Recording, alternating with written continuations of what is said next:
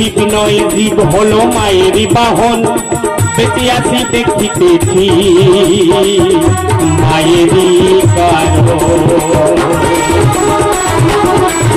মায়ের চরণ তলে ভোলা দেখি মায়ের বাহন কি, কালীর বাহন কি? মায়ের পায়ের তলে ভোলানাথ ছুঁয়ে আছে, আমরা দর্শন করছি মায়ের পায়ের তলে ভোলানাথ ছোঁয়া। আসলে উনি কিন্তু ভোলানাথ না, ভোলানাথের একটা প্রধান সিম্বল, সেটা হচ্ছে ত্রিশূল। এই ভোলানাথের কাছে ত্রিশূল আছে, আপনারা দেখেছেন? যে ভোলানাথ ছুঁয়ে আছে মার চরণ তলে, ভোলানাথের হাতে ত্রিশূল আছে নাই। কাছাকাছি ইনি ভোলানাথ না, ইনি শিব, জীবরূপী শিব। যত্র জীব তত্র শিব, আমাদের সকলার ভিতরে শিব আছে। এই শিব মানে ভোলানাথ না, এই জীব হচ্ছে মায়ের বাহন। বাবা এইখানে ডিপ ডিপ করে বাঁচতেছে, বলেন সবাই বাঁচতেছে ডিপ ডিপ, যাকে হার্টবিট বলে। মা এখানে নৃত্য করছে, তাই আমরা বেঁচে আছি বাবা।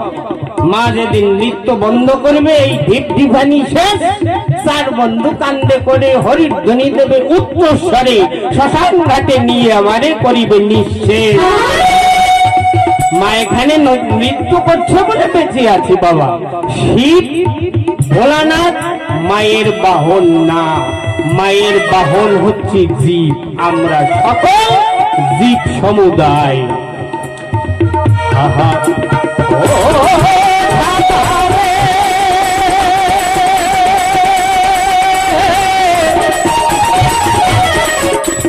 শিব নয় জীব হলো মায়েরই বাহন, আসি দেখিতেছি মায়েরই কারণ।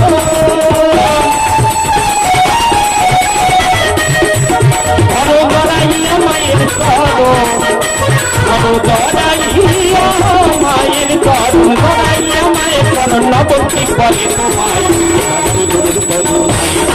জানাবে গরুর করুণায়। বুঝলে পারে বোঝা নাই, বুঝলে পারে বোঝা নামে, বোঝা কিন্তু সোজা নয়। বোঝা যাবে গরুর করুণায়, বোঝা যাবে গরুর করুণায়, বোঝা যাবে গরুর করুণায়।